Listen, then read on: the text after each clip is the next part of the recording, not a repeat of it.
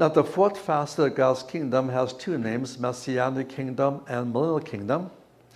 And the definition is Messiah's rule over Israel and over the world from Jerusalem and from the throne of David. Messiah's rule from Jerusalem over Israel and the world from the throne of David. The term Messianic kingdom is more popular in Jewish circles, emphasizing the personal aspect. This kingdom will be personally ruled by the Messiah himself.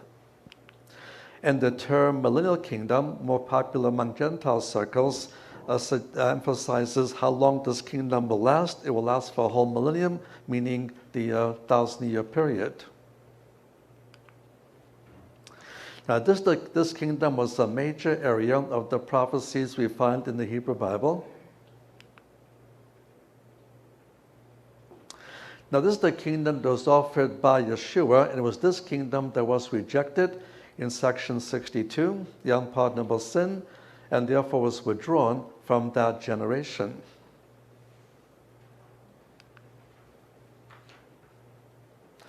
What introduces now is the mystery kingdom.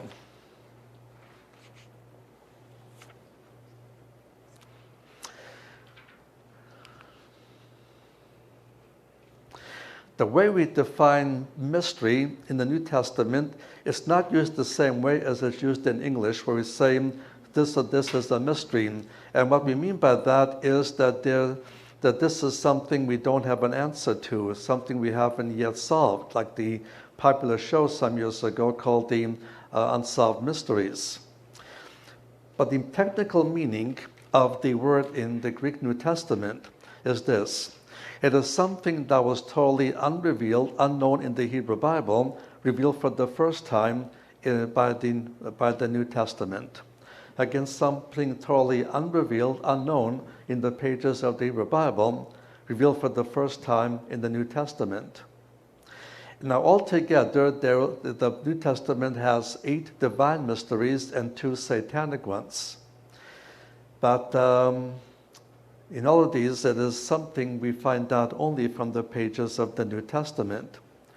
In trying to find an adequate English word for the mystery kingdom, and I don't particularly like this word, but I haven't found a better word for it, and that is the term Christendom. Christendom, not quite the same as Christianity, but simply Christendom.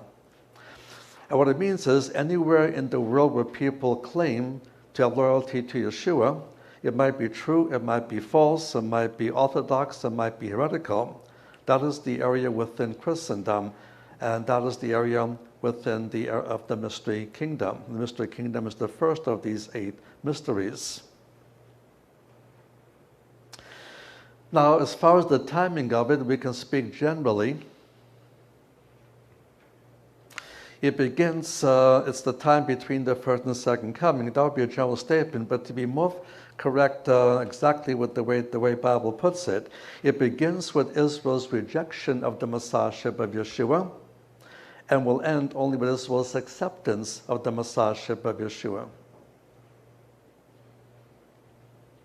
It begins with Israel's rejection of the Messiah, and then will finish with Israel's acceptance of the Messiah. At that point, the mystery kingdom will give way to the Messianic kingdom.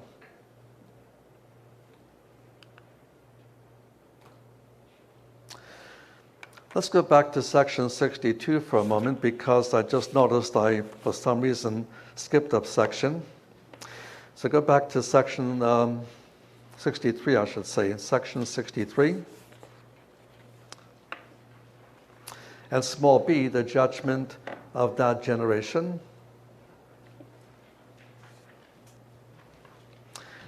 Now notice the beginnings of the emphasis upon that specific generation. Verse 41, the men of Nineveh shall stand up with the judgment with this generation and shall condemn it. Verse 42, the queen of the south shall rise up in the judgment with this generation and shall condemn it. He now brings in 2 Gentile examples out of the Hebrew Bible, the men of Nineveh and the queen of Sheba. Now these Gentiles who had a lot less light to respond to, they did respond to lesser light. And so the great white throne judgment, these Gentiles would be able to witness against this specific Jewish generation for being guilty of rejecting the greater light and committing unpardonable sin. The words of judgment conclude in verses 43 to 45 with a story of a different demon, though the point of the story is often missed. He talks about a demon that was indwelling a person, but then chose to leave. He was not cast out. He left on his own free will, looking for a better flat in which to live. He searches for a while, but when he can find no vacancies, he decides to go back to the person he was indwelling earlier. When he finds him again, in verse 44, notice, he finds him swept, he finds him garnished, but at the same time, he finds him still empty. Because in this interval period, where the man was freed from demonic indwelling, he was not indwelt by some other spirit, be it the Holy Spirit or a demonic spirit. So because he stayed empty, this demon is able to go back in. But he doesn't want to live by himself anymore. He invites 7 of his comrades to join him. And then Yeshua says in verse 45, the last state of that man has become worse than the first, because at the first he only had 1 demon in him. And because he stayed empty, he now has 8 demons in him. Now the point of the story is made at the very last phrase of verse 45, even so shall it be unto this evil generation. And notice again the focus on this specific generation. When this generation began, it began with the preaching of Yochanan HaMatbil, John the Baptist, and through John's ministry, Yochanan's ministry, this generation was swept and garnished. But now with the rejection of his messiahship, this generation remains empty. And therefore the last state of this generation will become worse than the first. At the first, under Roman domination, it had to pay annual tribute to Rome. Rome allowed them to retain their ethnic identity, and Jerusalem was standing, the temple was functioning in all of its heralding glory. They even had a semi-autonomous government in the Sanhedrin. But now, 40 years later, the Roman legions will invade the land. After a 4-year war and a 2-year siege, the city will be destroyed, the temple torn down, till there is not one stone on top of another, and the Jews dispersed throughout the world. And the last state of that generation did become worse than the first. And so to this day, the dispersion is with us. Let's go back to section 64. Now let's talk about the specific parables. What he does is that there uses a number of symbolic meanings. Some of these symbols already are known from the Hebrew Bible, but some symbols are brand new, which he will define himself. And he will give a detailed interpretation of the first parable and then the third parable.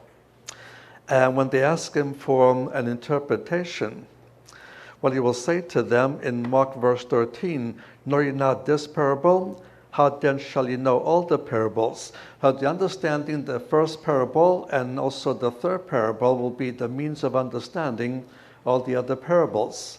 Because if these are new symbols, he'll provide us with the meaning of these symbols. So the parable of the sower, it makes these points. The mystery kingdom age will be characterized by the sowing of the gospel seed. Secondly, the age will be marked by different preparations of the soil. The sowing of the seed will receive, thirdly, the sowing of the seed will receive opposition from the world and the flesh and the devil. And fourthly, the age is marked by different responses to the seed that is sown. 4 different responses. The first response is the wayside response. These are the people that hear the gospel, understand it, but Satan comes and takes the seed away. So these people never respond with faith. It's a response of total unbelief. The second response is the rocky ground response. These are people who believe, but never rooted in the Word of God. As a result, they never mature from immaturity to maturity, never move from milk to meat. and therefore are not productive for the Lord. They have their salvation, but they fall into the state of carnality, a non-productive believer. The third response is the thorny ground response. These people believe. They may even know the Bible well. However, they do not overcome in the spiritual warfare because while they know a lot and learn a lot, they fail to apply what they learned to their spiritual experiences. And therefore, they also fail to mature and also not productive for the Lord. So you have two different categories of true believers but are not productive, fall into this category of carnality. One because of a lack of knowledge, the other group is have knowledge but lack of application, and the two have to work together. So again, we cannot apply what we do not know. Therefore, we must both study the Word but also apply the Word. Then you have the fourth response, the good ground response.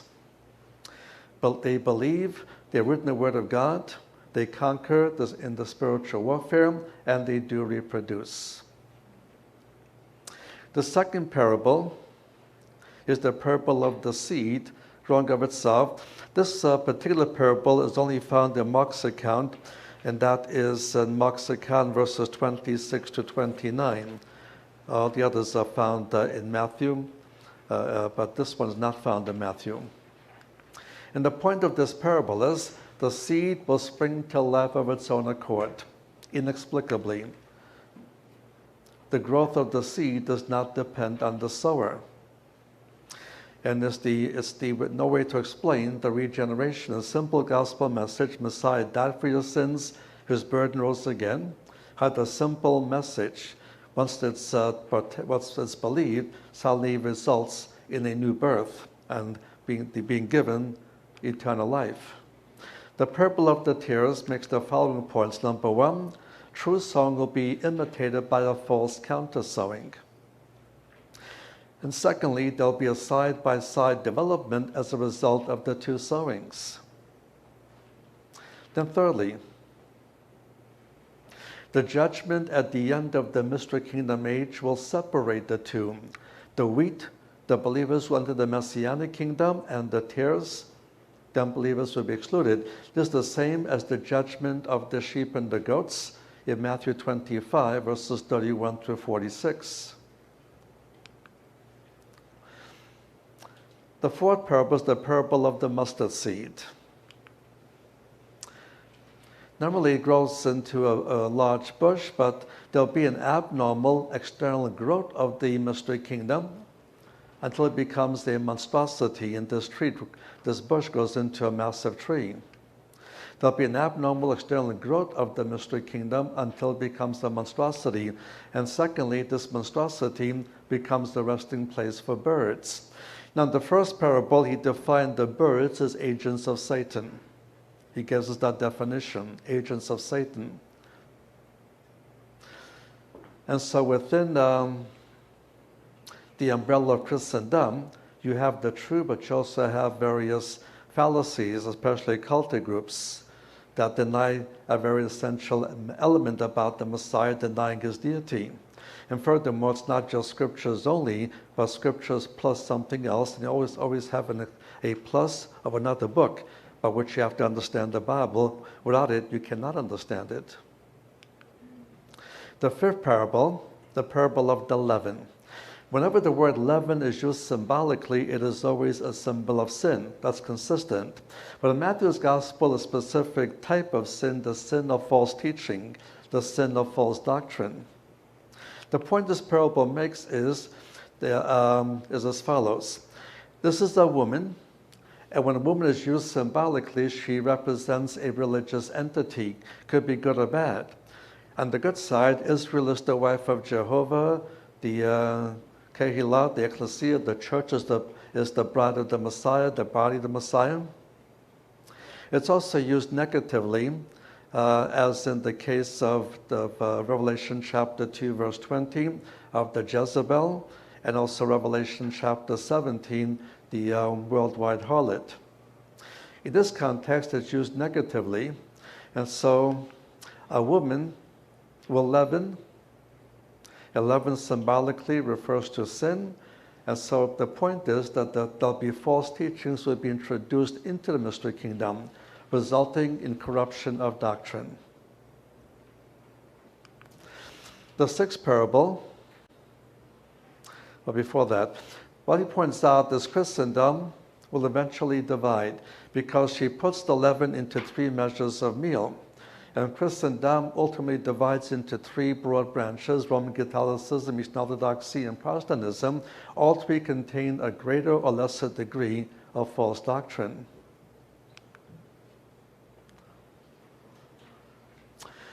Now, these are parables he tells publicly. So moving on to section 65.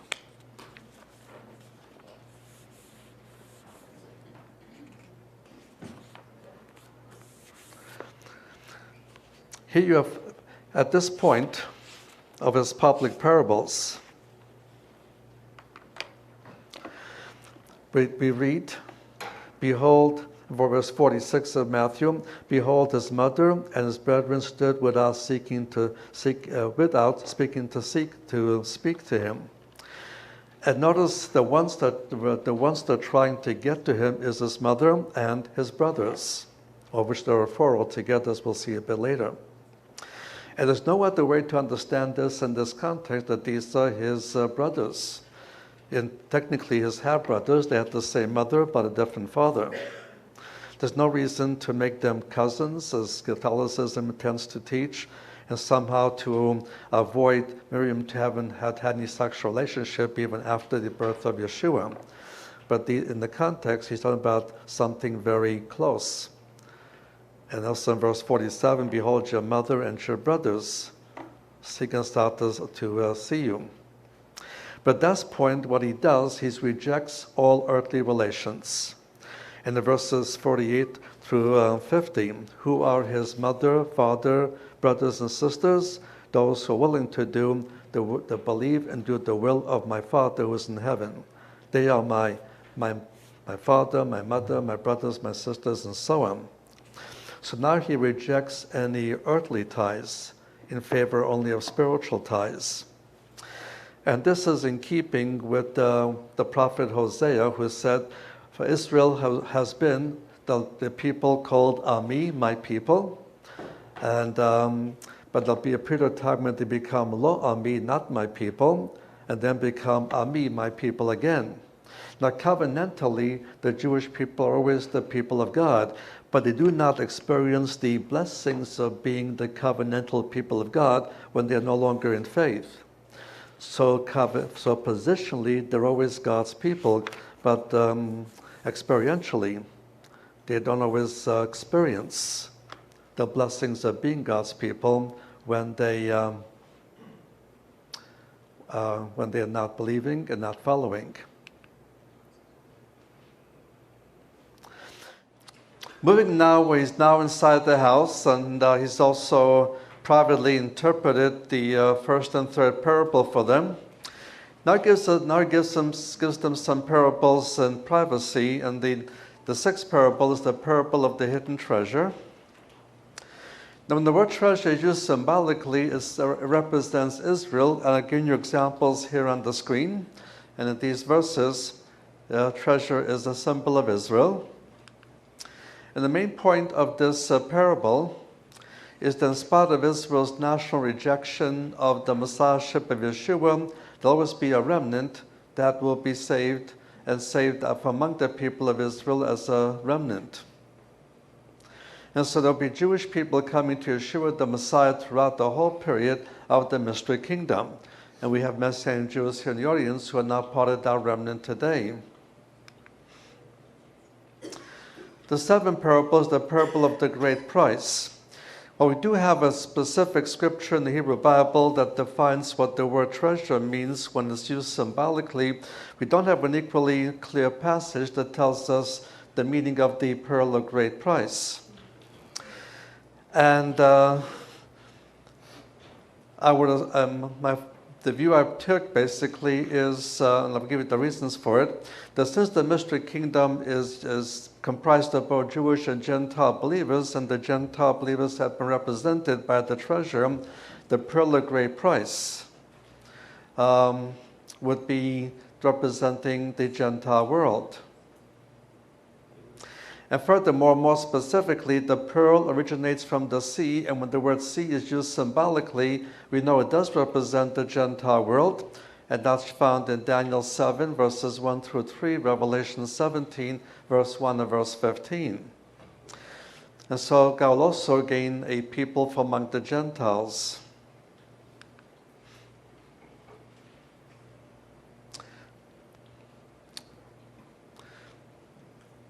So a major purpose of the mystery kingdom age is to have a people among the Gentiles, which will be a people for his name. The eighth parable is the parable of the net. Here again, the sea is dominant, and the sea is the biblical symbol for the Gentile world. And so again, this age will end with the judgment of the Gentiles, a judgment also described in Joel 3, verses 1 through 3, as well as Matthew 25, verses 31 through 46. And the righteous Gentiles would then enter into the Messianic kingdom, but the unrighteous would be excluded from the Messianic kingdom. The ninth and last parable is the parable of the householder. And the point of this parable is that some aspects of the mystery kingdom have points of similarity with other four facets of God's kingdom program, but other aspects are brand new, never seen before, hence the concept of the mystery. What I'll do is go back to the first parable, and I'm going to give you a one-sentence summary of each of these parables so we can see how we have the movement of the mystery kingdom. Parable of the sower, there'll be the song of the gospel seed throughout this kingdom age. The seed. The seed has an own inner energy, so spring to life of its own accord. The tares, there'll also be a false counter-sowing during this whole mystery kingdom age. Now, parables 4 and 5 are the result of parable 3. 4 and 5, the result of parable 3.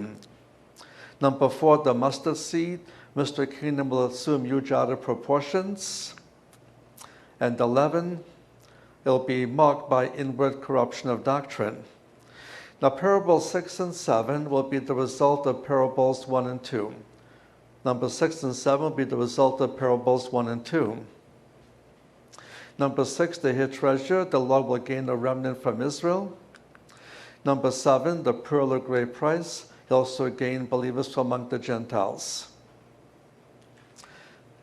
And at the eighth parable, when we come to the end of the mystery kingdom age, we'll end with the judgment of the Gentiles, with some coming into the kingdom, some excluded. And householder number 9. The mystery goes. Boy, how to get back so far?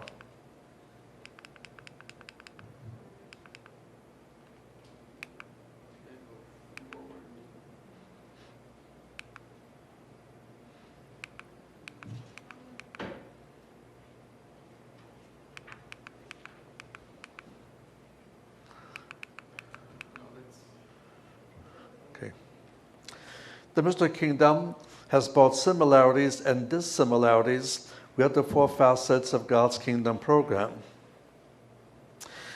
Now, to distinguish the mystery kingdom from the other four facets of God's kingdom program, as far as the eternal universal kingdom, the mystery kingdom is limited in time from the rejection of his messiahship to acceptance of the messiahship, so it is not eternal.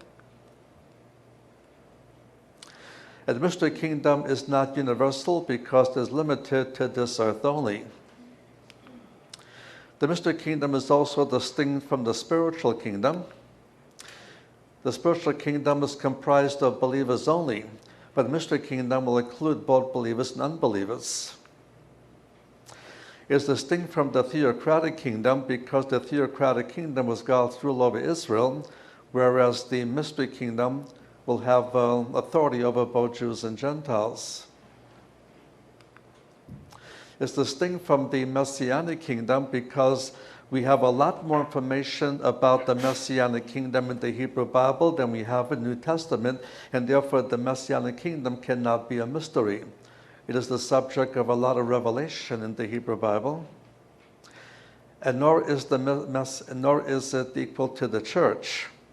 The church can be said to be an aspect or facet of the mystery kingdom, the believing segment of the wheat of the mystery kingdom, but it's not equivalent to it. It's something quite distinctive. And thus he introduced this whole new facet of God's kingdom program now working its way out. So let's go to section 67, his power over nature.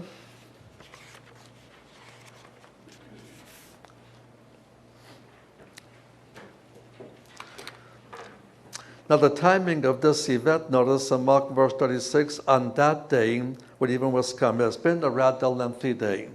A day when he was publicly rejected by the leadership of Israel, a day when he had to deal with his family, a day when he introduced a new facet of God's kingdom program, first of all publicly and then privately. So following the declaration of the new mystery facet of God's kingdom program, new miracles follow, especially for the training of the 12. Now Luke, end of verse 23, focuses on the extremity of the situation. They were filled with water and were in jeopardy. And meanwhile, Yeshua was simply sleeping in the hold of the fish, not being disturbed by the storm. And so when they cry out in verse 24 of Luke, Master, Master, we perish. What Yeshua does in verse 24, he rebuked the wind. The Greek word has the idea of muzzling. He muzzled the wind. And two miracles suddenly occur in Mark's account, end of verse 39. The wind ceased, the sudden cessation of the wind. And secondly, there was a great calm. A great calm. And answer the question in verse 40, why were you fearful? Have ye not yet faith? And it should by now learn to trust him in any specific situation and not to be fearful. And verse 41 says, and they feared exceedingly. But the Greek word here is different. It's just a totally different Greek word, which has more in the concept of in the fear of God, being awe of God, to be in respect to God. And the conclusion is in verse 27 of Matthew, what manner of man is this that even the winds and the seas obey him? Now this is the repudiation of the Pharisaic explanation. He merely had to rebuke the wind, to muzzle the wind, and the wind immediately dies down. And this would contradict the Pharisaic explanation of who and what he is. Now, section 68, his power over demons. This is a section where you see the most extreme degree of the demonized state. That's provided in Mark's account, verses 2 through 5, a rather detailed description, and this is the extreme state. Furthermore, he crosses into that part of the Sea of Galilee which was on the Gentile side of the lake. In the first century, the Jewish side of the lake was north of Tiberias, starting with the town of Magdala or Migdal, and it went around all the way to the city of Bethsaida. That was the Jewish side of the lake, and most of his work is within the Jewish side of the lake. The rest of the water was on the Gentile side of the lake, and that included the section called the section of Gadara, in Matthew's account, verse 28. Now, some critics have pointed out to a contradiction between Matthew, Mark, and Luke. Matthew says Gadara, but Mark and Luke says Gergesa, where the Gerasenes were.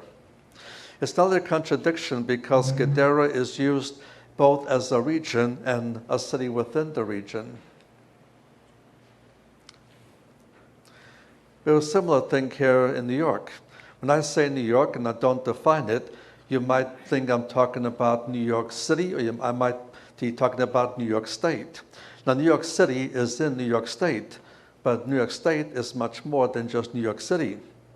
It includes Camp Shoshana in New York State. It's similar with the issue of Gadara and Gergesa.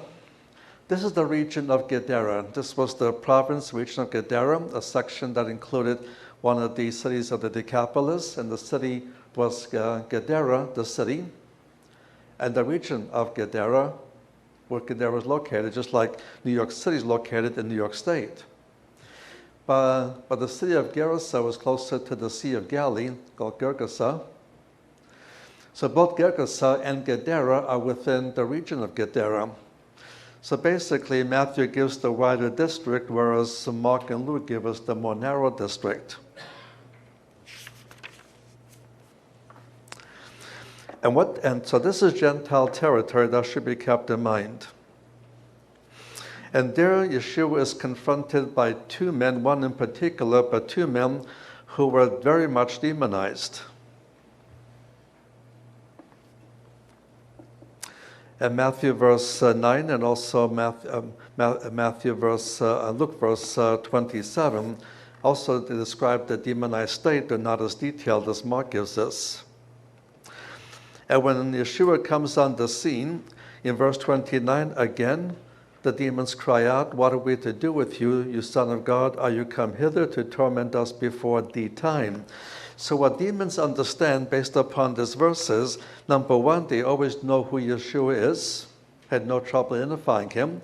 But secondly, they also know their own ultimate doom, and their ultimate doom would be the lake of fire.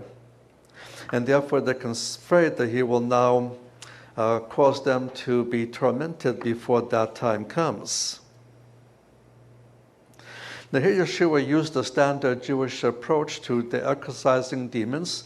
Notice in Mark verse 9, he asked them, "What is your name?" And he said, "My name is Legion, for we are many." A legion could be as small as 3,000, as many as 6,000. So somewhere within him and another man, there are between 3,000 and 6,000 demons. Now they know they're going to be cast out, and so they make a request, because normally the demon is cast out, he will spend some time in the abyss. I'll explain the abyss a bit later, and that's where they are going to be cast out and staying until they are released. The request they make in Luke verse 31, they entreated him that he would not command them to depart into the abyss, and that's normally where demons cast out spend some time in the abyss and be released. And then they ask Yeshua to simply allow them to enter a herd of swine that are nearby. And this has nothing to do with Mosaic or Shiloh, because this is the Gentile territory. Gentiles were not prohibited to raise and eat a pig.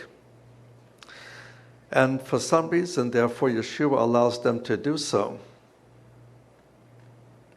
It doesn't say exactly why. I don't like playing guessing games with the text of Scripture. Now and then I find myself doing so.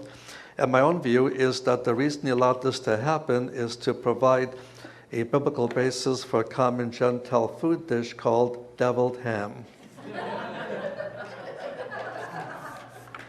So that's where deviled ham came from. Now, at least we can tell you something about pigs, because these are two men that are quite content to continue living with a legion of demons among them, but a pig will have none of it. And in Mark's account, verse 13, "And the unclean spirit came out and entered into the swine, and the herd rushed down the steep into the sea, in number about 2,000, and they were choked in the sea." So pigs will have none of it. They'll simply run into the Sea of Galilee and commit mass suicide. There's a famous painting, semi-famous, but it shows a cliff, and these pigs running off the cliff and falling right into the sea. And in my tours that I take people around the Sea of Galilee, they soon learn there's no such place that a pig can run off a cliff right into the sea. And it doesn't simply say they fell down a cliff. No, they rushed down from a hill, and then ran into the sea to commit suicide. But there's no place around the Sea of Galilee. You can just run off a cliff and land in the Sea of Galilee. Now the man, as the key man anyway, is freed as well as the other men of being demonically controlled. So of course they're happy, but the people who were owners of the swine were not so happy. And so in verse 17 of Mark, they began to beseech him to depart from their border. And so he does, and one of the two men, who's just been freed, wants to become a follower and disciple of Yeshua, but at this point he will not accept Gentile disciples. And so Mark verse 19, he says, "Go to your house and to your friends and tell them how great the Lord has done for you and how he had mercy on you." And he went this way and began to publish in Decapolis how great things Yeshua had done for him, and all men did marvel. Now, the prohibition against telling people he is was applied to Jews, but was not applied to Gentiles. And so when this Gentile wants to become a follower, he's not ready to accept Gentile disciples, but he tells them to go and proclaim what God has done for you, which he does among the cities of the Decapolis. And again, this is a union of 10 Gentile cities. They had a minority Jewish population, but these were 10 Gentile cities. And we'll see the results of his ministry a bit later in the Gospels. Now, section 69, power over disease and death. He now comes back to the Jewish side of the lake. What will happen in this section is for the disciples, there'll be a lesson of Messiah's power. And for Jairus and his wife, a lesson in faith. He goes back to the Jewish side of the lake, and in verse 22 of Mark, there comes one of the rulers of the synagogue, Jairus by name. And he comes to him, again stating a personal need. "My little daughter is at the point of death," in verse 23. And in verse 42 of Luke, we find out that she's at this point 12 years old, but she was dying.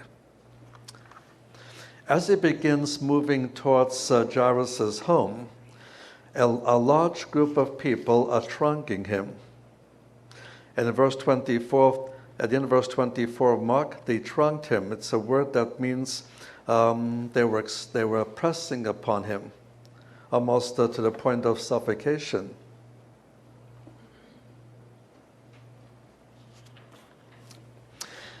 And there's a temporary pause in the movement towards Jairus' house when the woman in Matthew verse 20 had an issue of blood 12 years.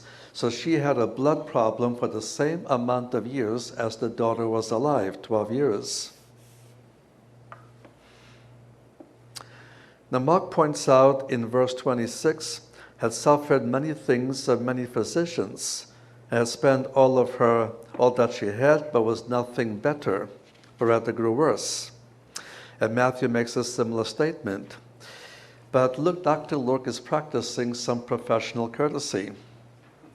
What he does is admit that she has spent all of her living, she was not any better.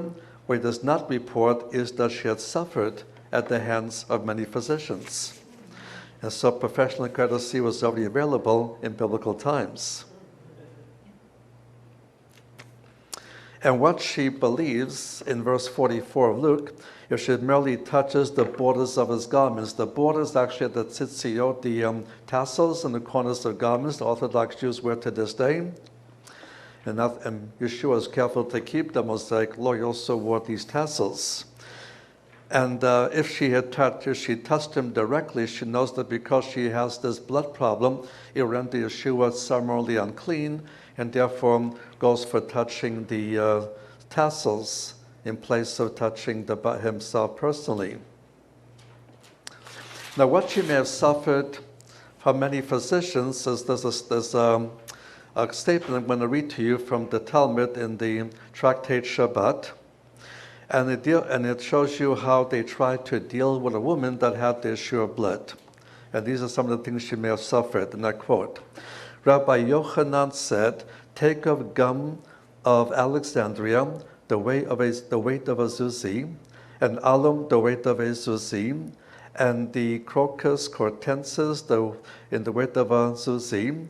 Let these be bruised together and given in a glass of wine, and to give the woman with the issue of blood to drink. But if this does not benefit, then take Persian onions and mix them with wine, and give her to drink this mixture, and say, arise from your flux. But if this does not prevail, set her in a place where two ways meet, and let someone with a cup of wine sneak up behind her and scare her. And if that does not heal her flux and does no good, then get a handful of cumin and a handful of crocus, and let these be boiled in wine, and give them to her to drink, and say, arise from your flux. If this does not help, let them dig 7 ditches, which let them burn some cuttings of such vine, and that are not circumcised. That just means the vines are not 3 years old as yet. And mix it in a cup of wine, and hand her the cup. And then let her go from one ditch to the second ditch until she's gone over every 7 ditches, and each time saying, arise from your flux. And then if this does not help her, there are no more procedures. So this gives you how they treated a wound with blood in a rabbinic context. Now, when she touches the tassels, there is instantaneous healing. And Mark verse 29 says, straightway the fountain of her blood was dried up, and she felt in the body that she was healed of her plague. And so there is instantaneous healing. It's not something anybody could see because it would happen inside her body, but she knew she was healed. Now again, the purpose of this is to teach the disciples some lessons. And so at the end of verse 30 of Mark, he raises the question, who touched my garments? That frustrates the disciples. And in verse 31, the disciples said to him, you see how the multitude is thronging you, and why do you say, who touched me? Meaning, a lot of people touched you. Now, he turned around in verse 32 of Mark. He looked round about to see her. They'd done these things, which shows he knew exactly who it was that touched her. But the point is to serve as a lesson for disciples, but also for Jairus, a lesson of faith concerning his daughter. So he says there in Matthew verse 22, daughter, be of good cheer, your faith has made you whole. He corrects her faulty theology. It was not her touching the garment or the tassel that actually healed her. It was her faith that healed her. And the power issued from him personally. It didn't come out of his garments. And the means of her healing was her faith and not her touch, and so on. Now this caused a delay for a sufficient amount of time, and in Mark's account, verse 33, to get a message, your daughter is dead. Why trouble you the master any further? But Yeshua tells him at the end of verse 36, fear not, only believe. And then he creates a privacy manner. And it says in verse 37, he suffered no man to follow him save Peter and James and John, because the signs are especially intended for them.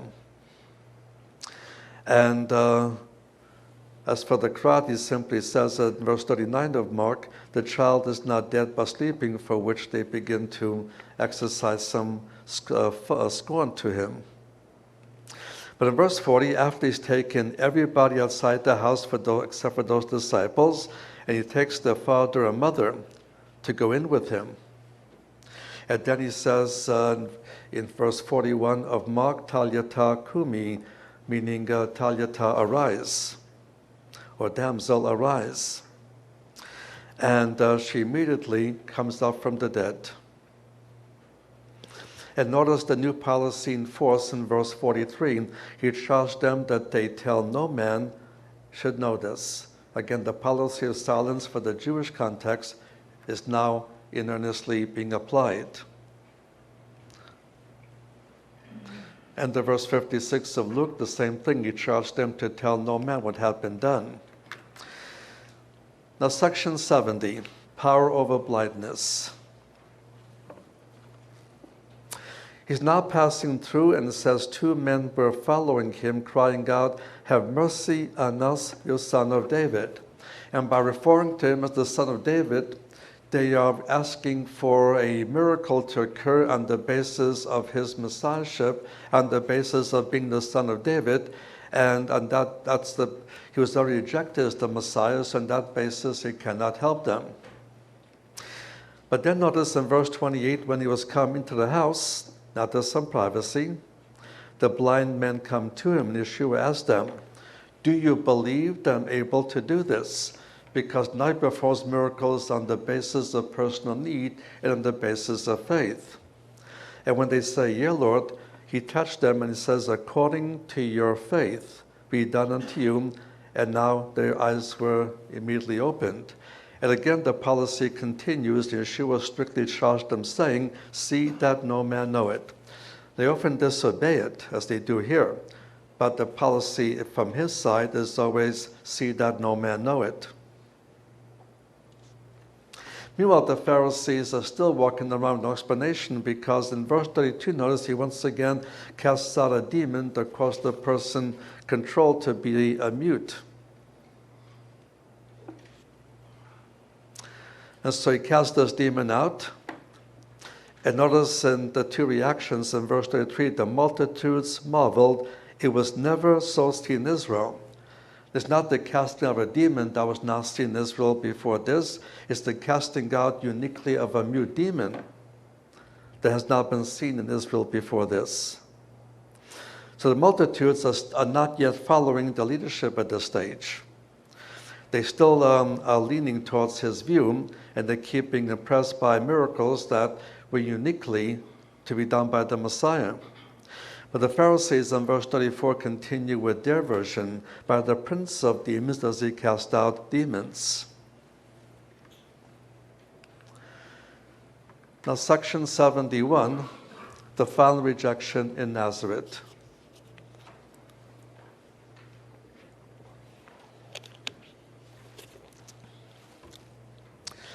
As we mentioned previously, Nazareth plays a microcosm of the nation as a whole.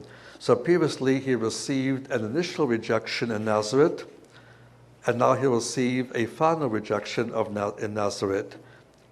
And by the same token, in section 71, in the previous section, how Yeshua suffered in section 62, 63, 64, the initial rejection by the leadership, and there'll be a final rejection by the leaders in a later section.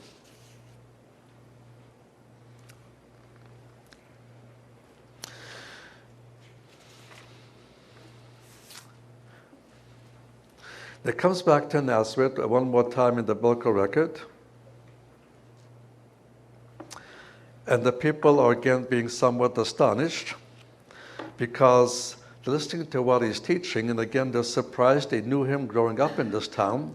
What would have gained such tremendous knowledge? They know nothing about his private tutoring by God the Father.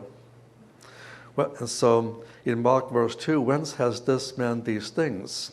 What is the wisdom that is given unto them? And what mighty works wrought by his hands? And they point out, is this not the carpenter?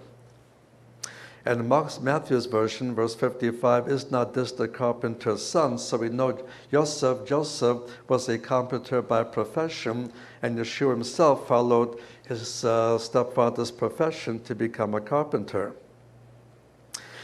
And notice the focus is specifically on his own family. Is not this the carpenter and the carpenter's son? Is not this the son of Miriam? the brother of James, Joseph, Judas, Simon, and are not his sisters here with us? So we know he had Miriam continue to produce at least 6 more children, 4 sons. These were the half-brothers of Yeshua, and at least 2 sisters, because the word is plural, so that's a minimum, could be more, and these were his half-sisters. But this kind of statement only makes sense if this is his personal family. To claim, as Catholicism teaches, that these were merely his cousins and children of Joseph by some other marriage. There's no indication in this text or the previous text or anything like that. It's always on recognizing his immediate family. And again, he pulls out the proverb, verse 4, prophet is not without honor, save in his own country, among his own kin, in his own house. And he could therefore do no mighty works because they would refuse to accept him. And in verse 58 of Matthew, he did not many mighty works because of their unbelief. So we come to section 72.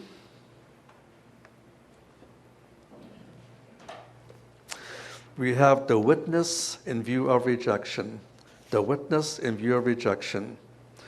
He's going to send them out 2 by 2, but we're going to notice he has a more specific kind of ministry for them in light of the rejection which has already occurred. You should be on page 7 of your outline, and this section receives a further divisions in your outline.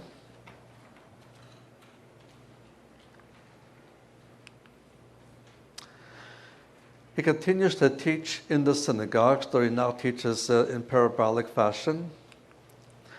Secondly, he's preaching the gospel of the kingdom, but this kingdom is now the mystery kingdom in light of what just happened. And he's healing all manner of diseases and sicknesses, but as we'll see in the specifics, that's very limited for whom he does it and who sees it. He then provides some practical instructions concerning the mission he's sending them on. There are going to be 5 points. Number 1, the territorial assignment. Notice he says, do not go to the Samaritans, do not go to the Gentiles, go only to lost sheep of the house of Israel. Some people in the Messianic movement often tell me, well, I want to follow Yeshua, and every command he gives, I want to follow. Asked him, do you ever witness to Gentiles? Of course. Well, here's a command he told you not to do so. This is intended only for the apostles, only for a fixed period of time. And this, the specific territorial assignment will be rescinded in Matthew 28 with the Great Commission. Secondly, to take the message of God's kingdom program, and the message is to be authenticated by the miracles they will perform. Thirdly, do not take wealth or funds. They don't need to take anything with them by way of survival, because God's going to provide for them as they go. Fourthly, here's where he focuses, you're not dealing with the community as a whole. He says, seek out someone who is worthy. This is going to be in verse 11. Whatsoever city or village ye shall enter, search out who in it is worthy. And therefore, they're not ministering to the city as a whole like it was previously. They're now to find the worthy one within the city, within the community, within the town, and they have to stay with that individual. So again, the work of the ministry now focuses more on the members of the believing remnant, and not for the city or town or nation as a whole. And 50, if they somehow prove not to be worthy, though they claim to be worthy, then shake the dust off your feet, off your shoes. This would be a sign of judgment.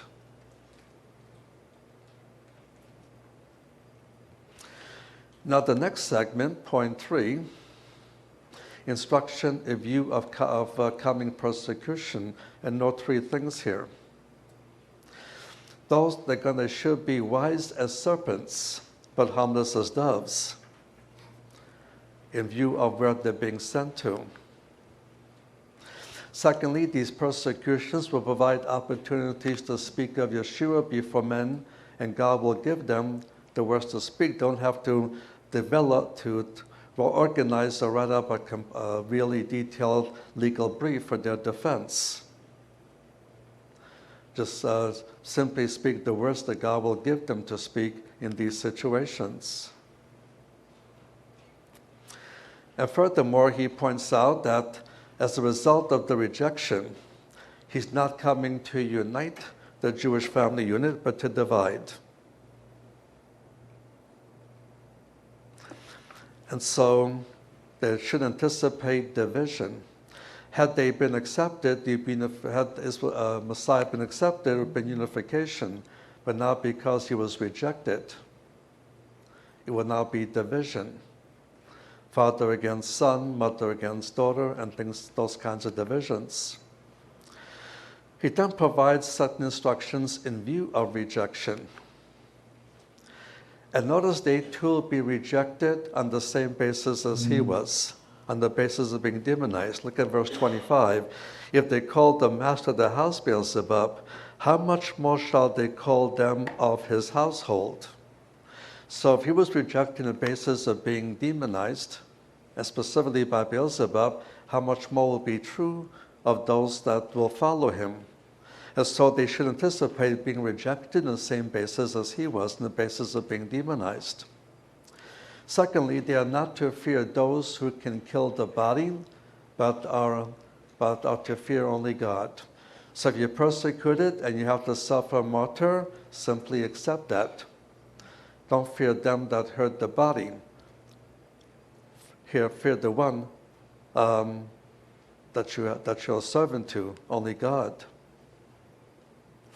And thirdly, they are now in the generation of the unpardonable sin, and therefore they must either affirm Yeshua or deny Yeshua. There's no middle ground. There's no semi-element they can stand to. And then he lists the three results of this rejection. Number one, he came not to bring peace on earth, but a sword, because they rejected him. So again, had they accepted him, they would have had the Messianic kingdom. They would have had the state of peace and world peace. But he cannot provide peace if they didn't accept him, so in place of peace, it'll now be a sword. Secondly, these are symbols of acceptance or rejection. These are symbols of acceptance or rejection. And thirdly, in place of unity, division is now within the Jewish household. And Jewish families have centuries of reputation of being a close-knit family. And that's normally true. When a family member becomes a believer in Yeshua, there is instantaneous division. And most Messianic Jews can testify to this fact. Then he talks about rewards for those individuals who accept. Those who receive the apostles are receiving him. And so they give them a glass of water in Messiah's name, that will not go unrewarded. Secondly, whatever we do to further the program of the Lord will have its reward, even giving them a cup of water. So what this teaches is that we should not assume that when we stand before the judgment seat of the Messiah after the rapture, that only those who have been teaching and preaching, evangelizing out there will be rewarded and no one else. What's made clear is that even the smallest thing we do, if we do it in Messiah's name, if we do it to bring him glory, even giving somebody a glass of water, it would not go unrewarded. So part of, say, a congregation, whether it's a Messianic congregation or church, there's more to that than merely having a podium and teaching and preaching. The windows have to be washed, the rugs have to be cleaned, and things of that nature.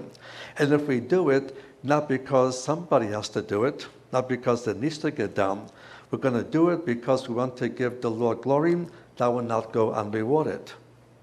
And if we serve refreshments, somebody has to make the coffee, and that too, if it's done for the purpose of honoring the Messiah, it will not go unrewarded.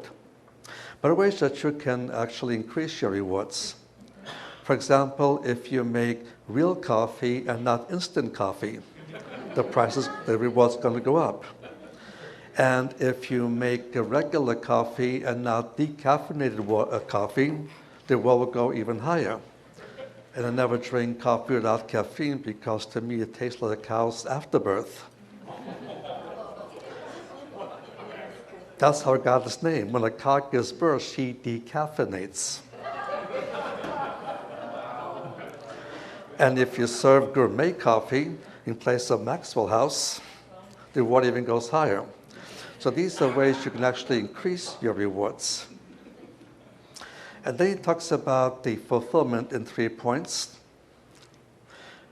They are telling the Jewish people to repent, which means to change their mind about who Yeshua is. He's not demonized, but he's the Messiah.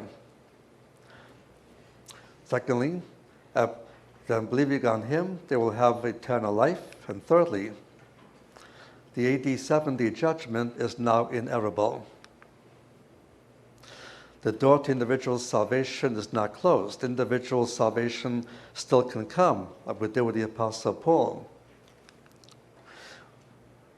And the individuals who come to faith will receive eternal life. But no matter how many come, it will not change the judgment of AD 70. But the kingdom will not be established at this point of time. The sin is unpardonable, and they reach the point of no return. Let's talk about the death of the herald in section 73.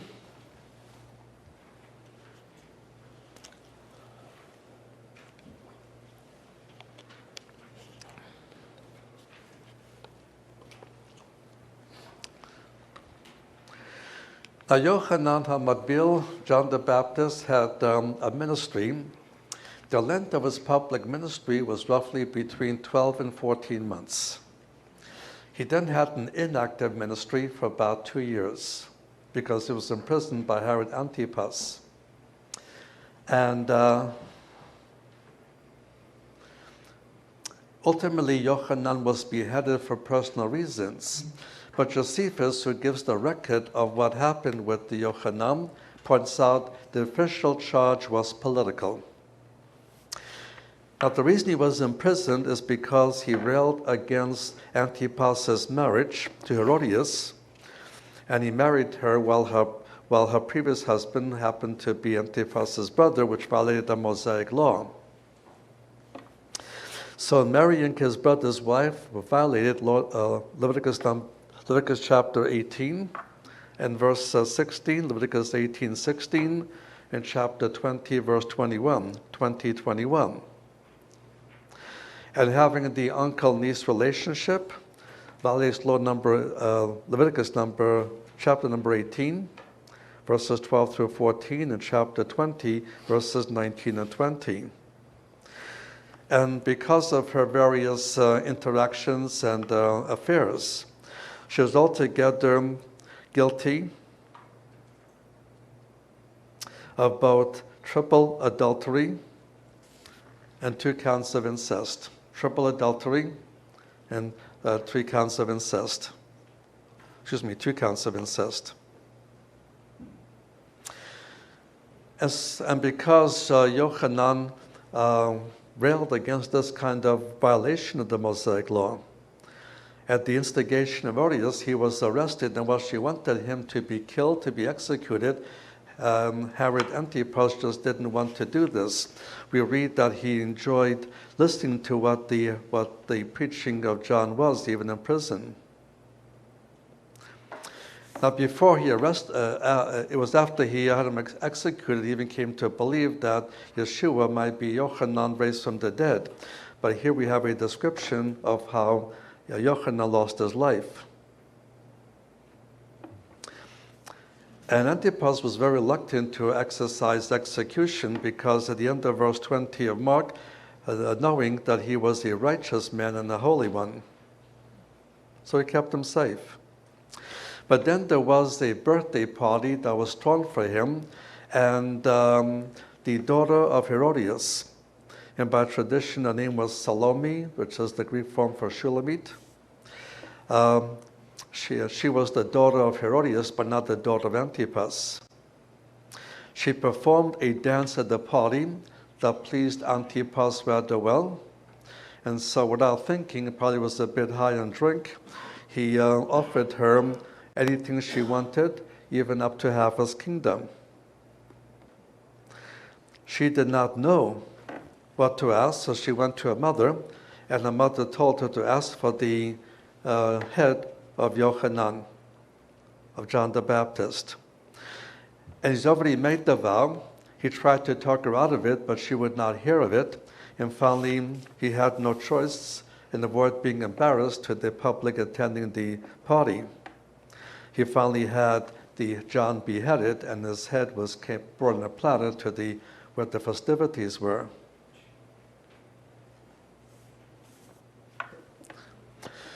Now, notice about the execution. Yochanan was arrested and killed for personal reasons. Arrested and killed for personal reasons. But Josephus points out the charge was political. The charge was political. And once again, what happens to the herald will happen to the king. From this point on, he moves towards his own coming death. Now we come to section 4 of his life, the training of the 12 by the king, covering section 74 to section 98. And section 74 is the feeding of the 5,000.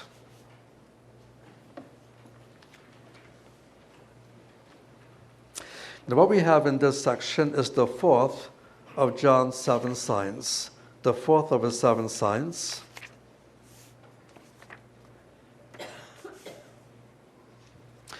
And the uniqueness about this miracle is that's the only miracle he performs that's recorded by all 4 gospel writers.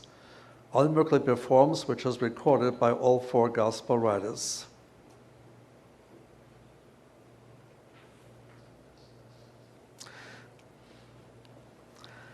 And it shows the nature of the ministry being entrusted to the apostles. It's an instruction also by way of divine provision. And in John's account, verse 4, there's the mention of a Passover soon to come. And this is the third of the 4 Passovers public ministries, so his ministries has about 1 more year to run. The 5,000 figure they specify is more than just, it's only counting the men, the grown men. It does not count women and children, so figuring equal number of women and a minimum of 2 children, which would be minimal, it was closer to about 20,000 altogether.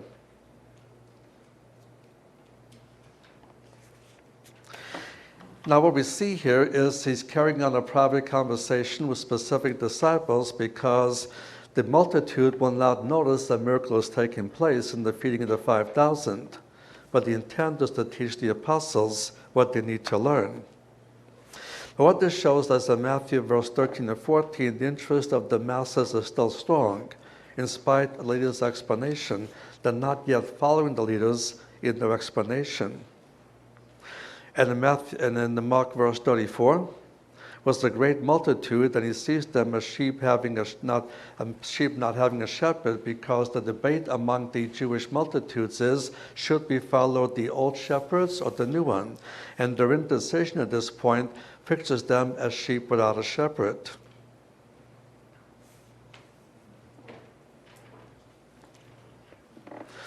Where they are is a city near Bethsaida, and according to Luke's account, verse 10, and the multitude just keeps following him in order to learn from him. And especially because of the signs he did, according to John's account, verse 2. So there's a bit of a different motivation that we'll see in the following section.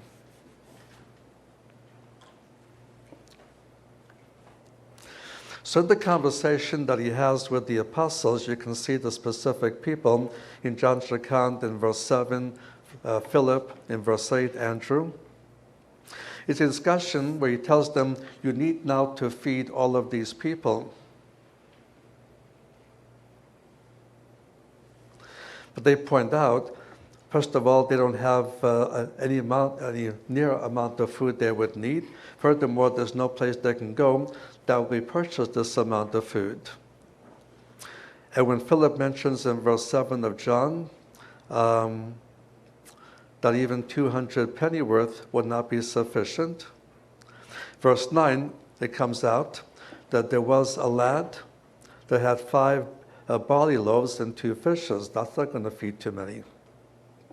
So what Yeshua instructs them is to have all of these people sit down on the ground in various groups.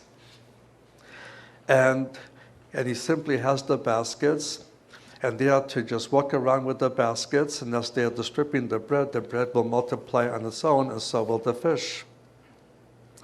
So again, it's a miracle they knew was happening, though the people sitting around would not be aware that a miracle was happening.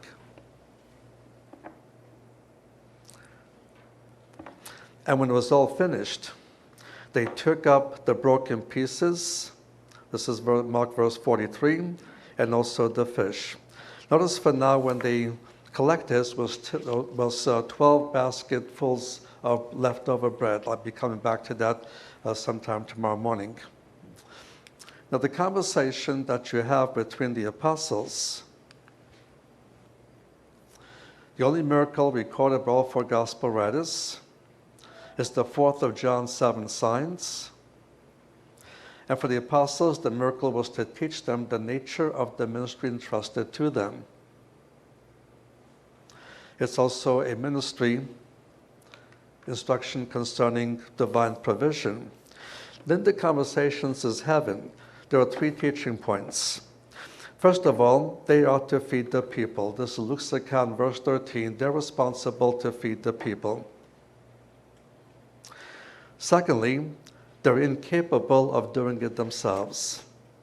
They are incapable of doing this themselves, and that's in John's account, verses 6 through 9. John's account, verses 5 to 9. And thirdly, they merely need to distribute what Messiah provides. Only to distribute what the Messiah provides. That's in Matthew's account, verse 19. Now, one more section, section 75. Now, they have been fully fed, and they like the idea. And now what they want to do is crown him to a king of Galilee.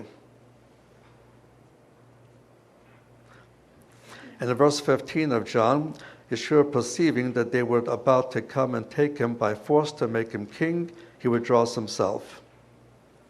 And the 3 basic reasons why he rejected the kingship at this stage. First of all, the unpardonable sin has already been committed, and nothing can change the fact of coming judgment, and the kingdom will not be established at this time. Secondly, the Messiah was to be enthroned in Jerusalem, not in the Galilee, as Psalm 2 teaches. And thirdly, they are being motivated for the wrong reason. And we'll see the wrong reason when we get tomorrow to section 78. They're being motivated for the wrong reason. Okay, we'll stop here.